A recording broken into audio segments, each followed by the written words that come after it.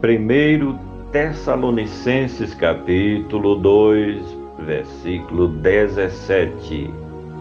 Nós, porém, irmãos, sendo privado de vós por um momento de tempo, de vista, mas não do coração, tanto mais procuramos com grande desejo ver o vosso rosto.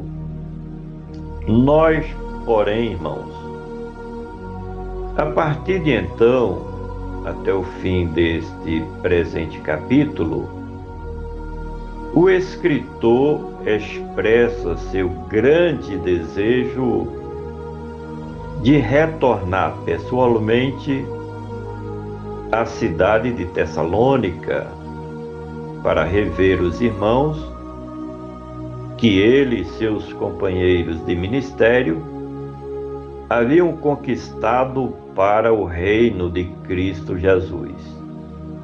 E neste ponto, o escritor ele fala sobre seus anseios mais íntimos, juntamente com seus amigos, de ter o privilégio de voltar a desfrutar da comunhão dos filhos de Deus e os seus filhos na fé na cidade de Tessalônica, ao mesmo tempo em que expressa seu sentimento de igualdade para com todos eles, ao classificá-los de irmãos, o que passou a ser uma tradição cristã desde o primeiro século de nossa era cristã.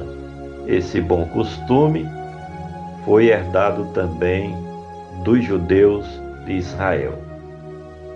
Nós, porém, irmãos, sendo privados de vós, no começo de suas viagens missionárias, o apóstolo, tendo chegado à cidade de Filipos, e após ganhar algumas vidas para o reino de Cristo Jesus, não demorou muito até que os judaizantes fizessem um movimento contra ele, o que o levou a sair fugindo daquela cidade. Coisa que não foi diferente na cidade de Tessalônica. Logo surgiram as perseguições naquele lugar, e para não ser preso e até morto pelos opositores do Evangelho, o apóstolo dos gentios teve que sair às pressas de lá, dando continuidade, portanto, às suas viagens missionárias.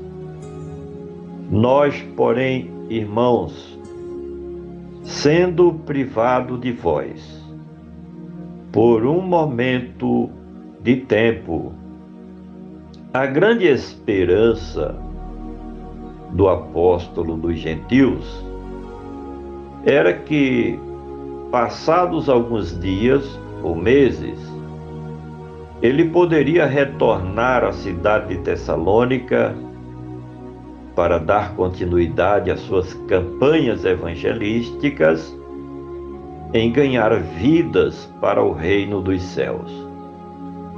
No primeiro instante, a situação era crítica por conta da ciumeira que foi gerada entre os seguidores do judaísmo, bem como das demais religiões pagãs que haviam ali na cidade de Tessalônica. Até porque muitos estavam se convertendo à nova religião, a religião de Cristo, o verdadeiro cristianismo. Nós, porém, irmãos, sendo privados de vós por um momento de tempo de vista. O escritor estava privado de vista, de ver pessoalmente os seguidores de Cristo, que eram seus filhos na fé, quase todos ali na cidade de Tessalônica. E, certamente, isso gerava em sua alma saudades e, ao mesmo tempo, preocupação com o estado espiritual deles. Há quem diga que já se passava mais ou menos 6 meses desde que o apóstolo teve que fugir da cidade de Tessalônica. Normalmente o tempo às vezes provoca a amnésia na maioria das pessoas, o que não foi o caso de Paulo. Ele sentia muito desejo de vê-los pessoalmente para se recrear no meio do rebanho de Cristo, na igreja do Senhor, juntamente com todos os seus filhos na fé.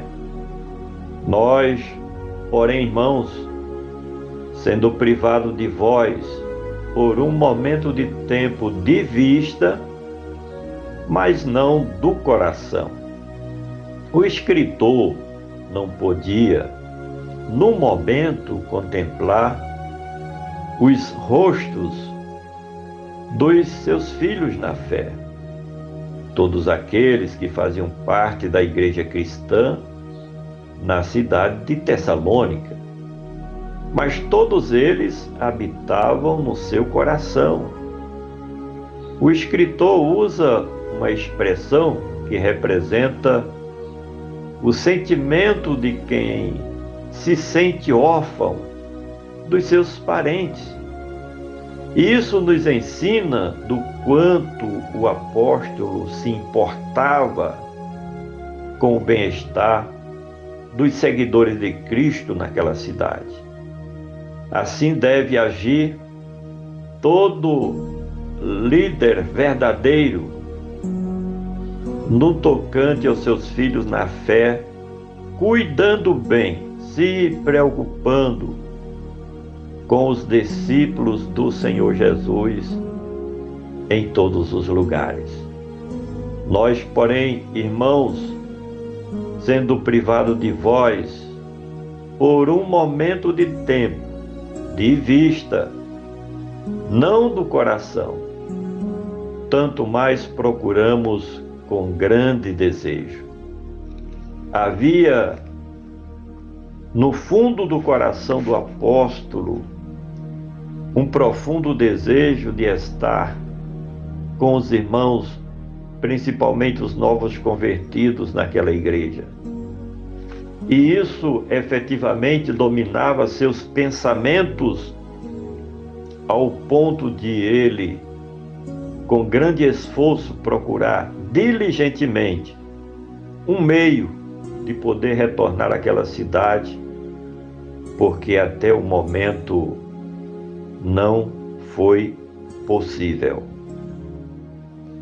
Finalmente, nós, porém, irmãos, sendo privados de vós por um momento de tempo de vista, não do coração, tanto mais procuramos com grande desejo ver o vosso rosto. Como foi ele quem começou as atividades evangelísticas em Tessalônica, e não fazia muito tempo que havia deixado aquela cidade, o apóstolo se lembrava dos rostos e das feições de cada um daqueles que faziam parte da igreja cristã na cidade de Tessalônica. E isso demonstra o quanto o apóstolo era amoroso com todos, até porque ele era praticante do amor fraternal. Por gentileza, compartilha este comentário. Vamos juntos semear a palavra do nosso Deus.